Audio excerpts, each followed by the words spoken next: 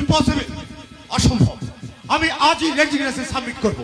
সামান্য কনস্টেবল থেকে এতগুলো বছর পার করে আজ আমি মানিকডাঙ্গা থানার ওসি।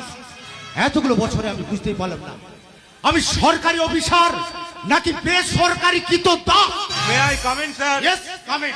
শুনলাম আপনি আমাকে ডেকেছেন। ইয়েস মিস্টার মুখার্জি, আমি আমি আজই এই চাকরি থেকে ইস্তফা দিতে চাই। কি বলছেন স্যার? ঠিকই বলছি মিস্টার মুখার্জি, ঠিকই বলছি।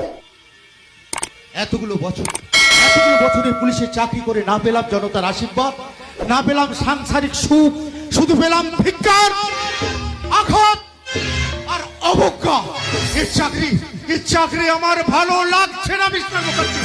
কি বলছেন স্যার? আজকালকার দিনে সরকারি চাকরি ছেড়ে দেওয়াটা কি ঠিক হবে? মিস্টার মুখার্জি, ন্যায়ের পোশাক পরে ওই অন্যায়ের সঙ্গে বন্ধুত্ব করাটা কি ঠিক হবে?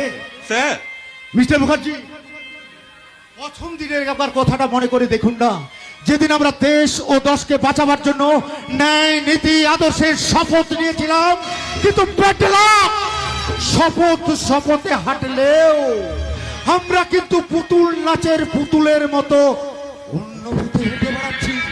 কিন্তু স্যার এভাবে সিদ্ধান্ত নেওয়াটা কি ঠিক হবে? আমি বলছিলাম কি, আপনি যদি আপনার সমস্যাটা আমাকে বলতেন তাহলে আমি সেটা সমাধান করার চেষ্টা করতাম। সমস্যা